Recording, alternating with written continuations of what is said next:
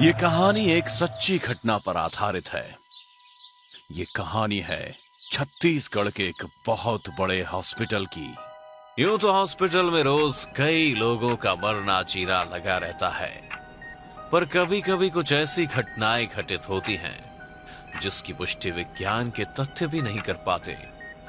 Hospital के accounts department में काम करने वाली मिसेस शुक्ला ने हमें उस हॉस्पिटल के एक डॉक्टर अविनाश की कहानी कुछ इस तरह बताई।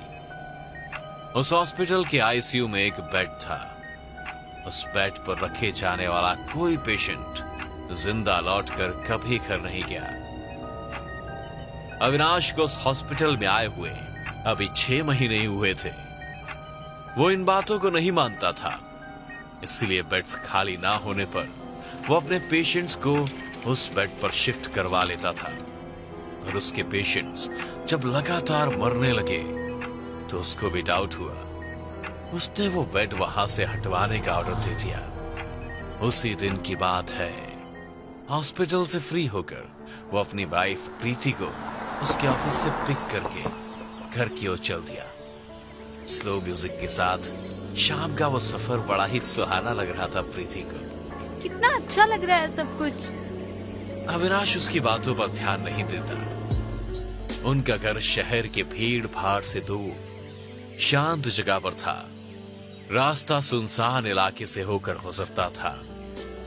जब इनकी गाड़ी उस इलाके से गुजर रही थी तो अचानक एक औरत गाड़ी के बोनट पर आ जाती है और अपने लंबे लंबे बड़े बड़े हाथों से कांच को ढक देती है। प्रीति की तो डर से चीख निकल जाती है। कुछ दिखाई न देने की वजह से अविनाश का बैलेंस बिगड़ जाता है और एक्सीडेंट हो जाता है। जब थोड़ी देर बाद प्रीति की आंख खुली तो देखा अविनाश बुरी तरह से घायल हो गया था। वो बाहर जाकर देखती है तो वहां कोई नहीं रहता है। वो हर आने जाने वाली गाड़ी को हाथ देती है। बहुत देर बाद एक कार रुकती है। प्लीज हमारी मदद कीजिए, मेरे पति का बहुत खून बह रहा है, प्लीज। वो आदमी प्रीति की मदद करता है, उन्हें उसी हॉस्पिटल तक पहुंचा देता है। हॉस्पिटल में जगह ना होने की वजह से उसको एडमिट नहीं करते वहां। कहीं तो जगह होगी ना। देखिए पहले ही बहुत खून बह गया है। प्लीज आप लोग ट्रीटमेंट शुरू कर दीजिए। आप जितना कहेंगे मैं उतना पैसा दे दूंगी। मैम आईसीयू में एक बेड तो है खाली, पर उस पर किसी को एडमिट नहीं करते। आप मैनेजमेंट से बात कर लें तो कुछ हो सकता है। प्रीति मैनेजमेंट से बात करने जाती है। उसी हॉस्पिटल में अविनाश के कार्यरत होने की वजह से मैनेजमेंट वाले तुरंत परमिशन दे देते हैं एडमिशन के लिए। अंततः उसको एडमिट कर लेते हैं। जब अविनाश को स्ट्रेचर से बेड पर डालने लगते हैं तो खिड़की से वही औरत देख रही होती है जो कार एक्सीडेंट के वक्त पर वहां थी। जब प्रीति की नजर उस पर पड़ती है तो उसकी लाल लाल आंखें और डरा देने वाली शक्ल को देखकर प्रीति के मुंह से चीख निकल जाती है। आईसीयू में जो लोग अविनाश को ट्रीट कर रहे होते हैं वो लोग प्रीति को देखते हैं और फिर खिड़की की तरफ देखते हैं, पर उन्हें वहां कोई नहीं दिखता। वो लोग ट्रीटमेंट करने चले जाते हैं। प्रीति को भी बैंडेज वगैरह लगाते हैं। रात में जब प्रीति सो जाती है तब वही औरत वहां आती है और आकर पहले अविनाश को देखती है और थोड़ी देर रुककर वो उसका गला दबाने ही वाली होती है कि अविनाश की आंख खुल जाती है। अविनाश उठकर बैठ जाता है। कौन हो तुम? तेरी हिम्मत कैसे हुई कि तू इस बेड को यहाँ से हटवाने का ऑर्डर दे दिया? और वो गुस्से से हर चीज को देखती है तो उस रूम की हर चीज हवा में उड़ने लगती है। तुम कौन हो? बोल, तुझे भी मार दूं? अभी तक कईयों को मारा है मैंने। नहीं नहीं, मुझे भी तो मार दिया था तुम लोगों ने। 8 महीने पहले इसी बेड पर मैं मर गई थी। तब से मैं किसी को इस बेड पे जिंदा नहीं लौटने दी। मारना तो मैं भी नहीं चाहती तुझे। इस बेड पर तो हॉस्पिटल वालों ने पेशेंट्स को एडमिट करना ही बंद कर दिया था। पर जब से तू आया है तब से मुझे बहुत शिकार मिलने लगे हैं, इसलिए मैं तुझे मारना नहीं चाहती, पर तूने तो इस बेड को ही हटवाने की बात कर दी। और इतना कहकर वो अविनाश का फिर से गला दबाने लगती है। तभी प्रीति की आंख खुल जाती है। प्रीति जल्दी से इमरजेंसी बेल बजा देती है।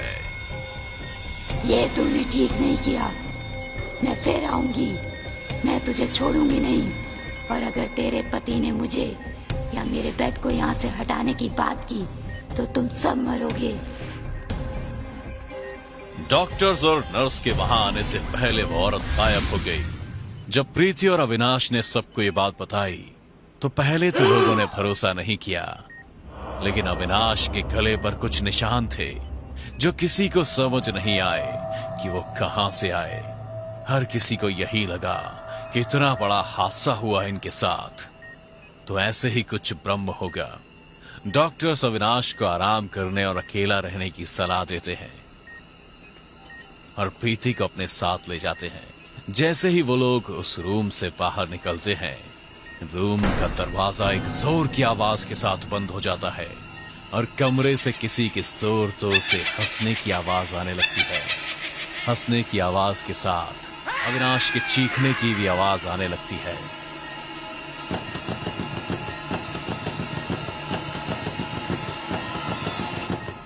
प्रीति को लगा कि अगर उसने अभी कुछ नहीं किया तो अविनाश को हमेशा के लिए खो देगी।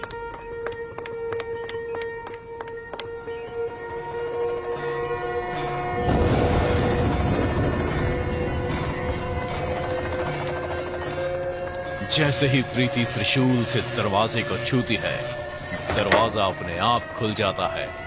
हाथों में त्रिशूल लिए वो उस समय किसी देवी से कम नहीं लग रही थी।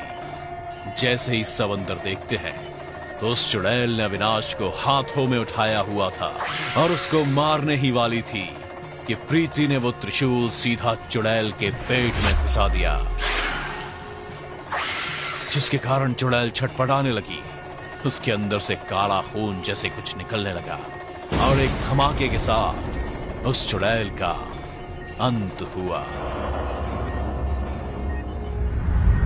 उसके बाद से आज तक वो बेड उसी हॉस्पिटल के स्टोर रूम में रखा हुआ है और उस बेड को यूज करना सख्त मना है।